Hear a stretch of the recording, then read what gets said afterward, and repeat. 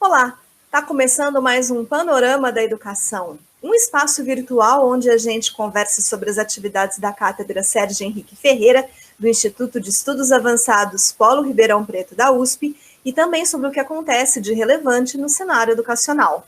E quem está aqui com a gente mais uma vez para conversar sobre esses assuntos é o titular da cátedra, professor Mozar Neves Ramos. Seja muito bem-vindo, professor. Muito obrigado, Thaís.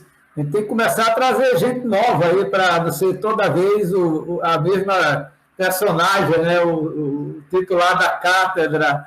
Vamos convidar mais alguém aí para estar nos ajudando no panorama, mas é um prazer enorme começar a semana com você, com todos que nos acompanham, e um prazer enorme voltar a falar para o panorama. O prazer é nosso, professor, mas vale a pena sim, porque o conhecimento do senhor é que precisa ser passado para todo mundo que nos assiste aqui. E em breve a gente vai trazer, sim, mais pessoas para conversarem com a gente aqui no nosso Panorama da Educação. Bom, no programa de hoje a gente vai chamar a atenção para um tema que já foi discutido anteriormente aqui, mas que volta à pauta porque é uma questão muito importante, que é a desigualdade educacional. É um quadro que já existia antes da pandemia, mas está se agravando cada vez mais por conta do fechamento das escolas. Uma pesquisa solicitada ao Datafolha pela Fundação Lehman, pelo Itaú Social e pelo Banco Interamericano de Desenvolvimento, mostrou dados que ajudam a ter uma ideia do quadro que está se desenhando aqui no país nesse sentido. Enquanto 38% dos estudantes com maior renda tiveram acesso ao retorno parcial às aulas presenciais, apenas 16% dos alunos mais pobres tiveram essa oportunidade. E comparando as regiões do país, 40% dos estudantes do Sul e Sudeste tiveram acesso às escolas reabertas parcialmente, mas no Nordeste esse índice é de 11%, e no Norte do país chega a 6%. É como a gente tem dito aqui, né, professor? O desafio pós-pandemia vai ser muito maior que a gente imagina, não é verdade? Olha, Thaís, ou seja, a cada novo dado, a cada nova pesquisa sobre os impactos da pandemia no acesso à escola, na aprendizagem, a gente percebe cada vez mais o aumento da desigualdade provocado aí pela Covid, né? A gente já tinha praticamente certeza de que teríamos impacto do ponto de vista socioeconômico. Tinha um outro estudo que foi também publicado pelo Marcelo Neri e pelo Osório, que são professores da FGV do Rio de Janeiro, que eles mostraram exatamente por faixas etárias, né? Eles fizeram uma análise olhando até 15 anos, de 16 a 17 anos, e comparou esses dois grupos etários, né, por faixa de renda, e encontraram, né, algo muito semelhante ao que a Lema agora, com o Itaú Social, conseguiram na pesquisa agora, né, mostrando claramente que os alunos de maior renda tiveram muito mais tempo dedicado à escola, mesmo uma escola pelo ensino remoto ou híbrido, né, uma parte presencial e uma parte pelo ensino remoto. Por outro lado, os mais pobres, eles tiveram muitas dificuldades, né, realmente de ter a parte remota. E como as escolas estão fechadas por conta da pandemia, o que a gente está vendo é que uma boa parte dos estudantes, os mais pobres, os que mais necessitariam da escola, estão sem atividades há mais de um ano. Isso vai ser um retrocesso e uma perspectiva, lamentavelmente, de aumentar o abandono escolar muito grande, né? Então, isso realmente nos preocupa. E o outro fato é a desigualdade que a gente historicamente sempre teve no Brasil, né? A gente sempre teve as regiões sul-sudeste sendo uma ilha de excelência relativa, quando se compara com o norte e nordeste. O centro-oeste é uma região que sempre, dependendo do indicador, ela pode estar mais próxima da região sul-sudeste ou mais próximas das regiões norte-nordeste. Então, o que a gente percebe é um aumento ainda maior dessa desigualdade regional, né, do ponto de vista educacional.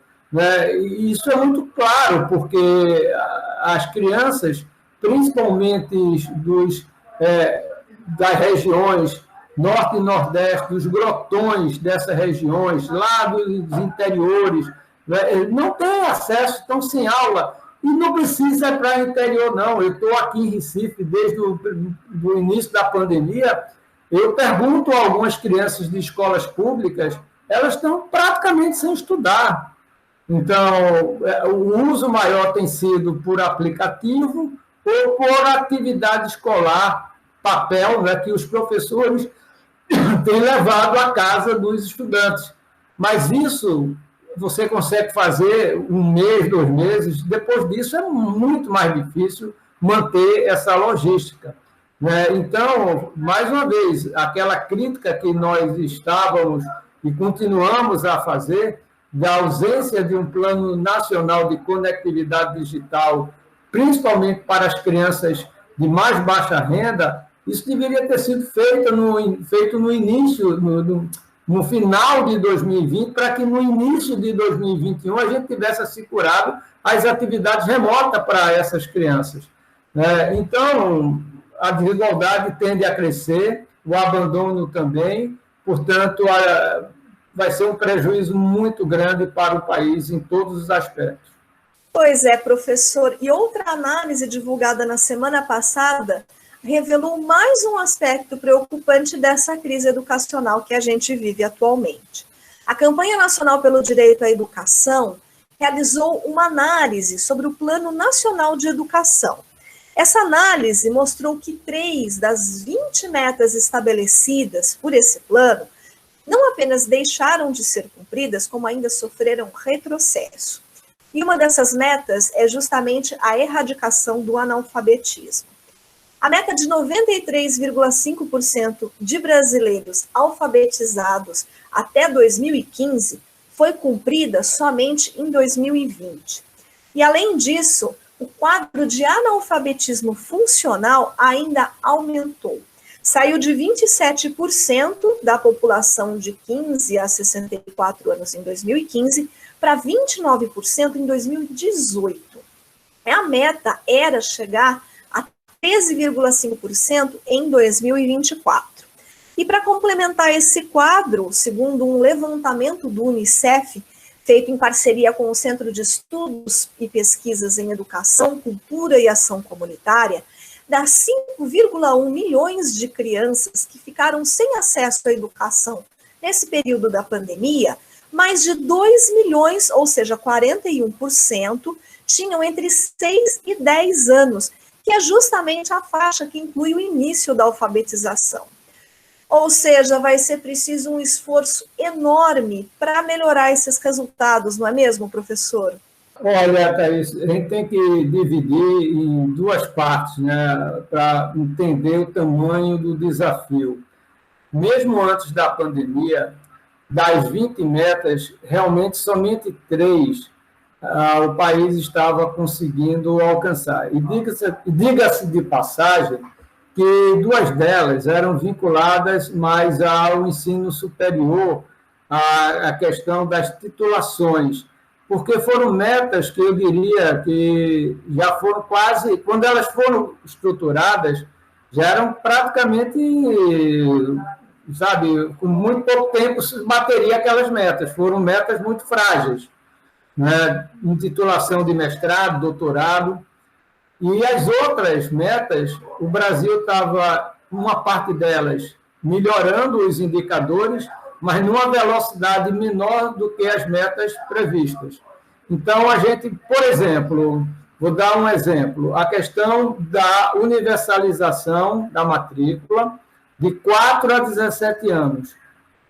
Nós deveríamos ter alcançado essa meta em 2016, fruto de um acordo de 2009, quando a educação saiu da DRU. DRU é uma espécie de fundo né, desvinculação de recursos da União, que o governo federal, a presidência da República, e não foi desse governo, isso é histórico, né, portanto, foi 2009 isso, né, ainda era, portanto, se eu não estou enganado, o governo Lula, né, ou Dilma, um dos dois. Então, se conseguiu, com muita mobilização, a tirada da educação da DRU. Naquele ano, para você ter uma ideia, se retirou do orçamento da educação algo em torno de 9 bilhões de reais para ir para esse fundo que é de controle da presidência da República. E a gente tirou isso da educação. Em contrapartida, a gente fez uma mudança na Constituição, uma PEC, para universalizar a obrigatoriedade, portanto, de 4 a 17 anos, e isso deveria acontecer em 2016. Mas não aconteceu. Nós melhoramos o acesso de 4 e 5 anos, que é a pré-escola, melhoramos a ponta final da educação básica, que é o ensino médio, mas não universalizamos. Então, nós estávamos melhorando, mas não na velocidade que as metas foram colocadas. E aí veio a pandemia, e o que a campanha nacional pelo direito à educação traz é que, além disso, há um retrocesso agora, né? Onde a gente estava melhorando, mas numa velocidade lenta, retroagimos, né? E isso está muito em consonância com a pesquisa da avaliação diagnóstica que a Rede São Paulo fez, que nós tratamos no panorama da semana passada, mostrando exatamente o retorno da proficiência escolar, né, em todas as 3 etapas, anos iniciais, finais e ensino médio. Né, no caso, por exemplo, do 5º ano do ensino fundamental, a proficiência em português retroagiu há 10 anos, em matemática, há 14 anos atrás. Voltamos aos dados de 2007, né, por exemplo, em matemática, em português, aos dados de 2010. Então, isso, de alguma maneira, já está se consolidando, esse retrocesso educacional. E mais, que o impacto tem sido principalmente nas crianças menores. Né? E, de fato, quando a gente teve acesso a esse dado de São Paulo, o impacto maior foi na criança do 5º ano. Né? O jovem lá do ensino médio também retroagiu, mas não tanto quanto a criança do 5º ano. E na pré-escola, a alfabetização, tudo isso deve estar tendo um impacto muito grande mesmo. Quer dizer, por isso que mais do que nunca seria necessário uma coordenação nacional, mais do que nunca seria necessário ter um ensino remoto, pelo menos para que o prejuízo não fosse tão elevado. Né? Mais do que nunca a gente precisaria dar a todas as crianças, principalmente aquelas de mais baixa renda, o acesso às atividades remotas, o que não está acontecendo, muito pelo contrário, boa parte delas, como os dados que hoje nós trouxemos aqui, estão mostrando que há um retrocesso na alfabetização, tanto de crianças como também na alfabetização de adultos, né? Na alfabetização funcional, que é uma outra meta separada da meta 5, que é a meta da alfabetização. A meta 7 é do IDEB, da aprendizagem, então, no PNE, no Plano Nacional de Educação. Então, tudo isso está mostrando que, se o desafio educacional brasileiro já era enorme, com a pandemia vai ser algo exponencial o esforço que o país vai precisar fazer. Então, é importante que o MEC acorde, que o MEC entenda o que é que importa para a educação brasileira, não ficar gastando energia com homeschooling, com, escolas cívico-militares, porque o que está em jogo aí são as crianças mais pobres, os mais vulneráveis, que estão realmente sem acesso à educação, porque não tem internet, banda larga, né, não tem acesso às atividades remotas, e isso só vai aumentar ainda mais o abandono escolar. Pois é, professor, mas a gente não pode desanimar, né? Apesar desses dados pesados que a gente trouxe hoje aqui no programa e também dessa falta de coordenação do MEC que o senhor mencionou, tem muitas iniciativas, muitas instituições, né, que estão fazendo trabalhos importantes para reverter esse quadro de desigualdade educacional no nosso país. A própria cátedra pode ajudar bastante nesse sentido, não é mesmo? Olha, não só a cátedra, né? Eu acho que hoje o terceiro setor no Brasil está tendo um papel muito determinante. Você observa que todos esses dados têm sempre a presença de uma Fundação Lema, de um Instituto Unibanco, de um Itaú Social, né? E a cátedra se agrega, se junta a esse esforço, né? A partir dos estudos que nós estamos fazendo nas cidades de médio porte, nos cursos que começam a ser agora oferecidos para os gestores escolares, né, nas parcerias que nós estamos fazendo com o IED, né, para a questão do acesso aos indicadores educacionais, um deles, a taxa de permanência, que vai ser um dado muito importante daqui por diante. Quer dizer, os webinários que a gente tem trazido e feito com grandes e importantes especialistas brasileiros, mas eu diria hoje que a sociedade civil está fazendo um trabalho muito importante. A sociedade civil que eu me refiro é exatamente aquela vinculada à área da educação, que tem no terceiro setor, como instituições como essa, e tantas outras ainda que eu não sei, como o próprio Instituto Ayrton Senna, né? Você vai buscar Centro Paula Souza, que é da área dos cursos técnicos profissionalizantes, que está vinculado ao governo do Estado de São Paulo. Enfim, eu acho que é um esforço. O que está faltando é alguém que organize esse esforço de maneira mais articulada, mais orgânica, para que a gente possa, pela organização, ganhar mais em escala e ganhar mais em qualidade. O que está faltando é isso. E que tal você conhecer um pouquinho mais sobre o trabalho da Cátedra Sérgio Henrique Ferreira, hein? Entre nos perfis que a gente tem nas redes sociais e saiba um pouquinho mais sobre o que a gente tem feito. Nós estamos no Facebook, no Instagram e também temos um canal no Telegram.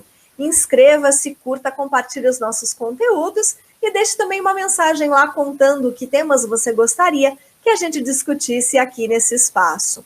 E lembrando ainda que todos os episódios do Panorama da Educação ficam disponíveis no formato podcast nas principais plataformas de áudio. Na semana que vem eu volto com mais um Panorama da Educação e eu te espero aqui. Até lá!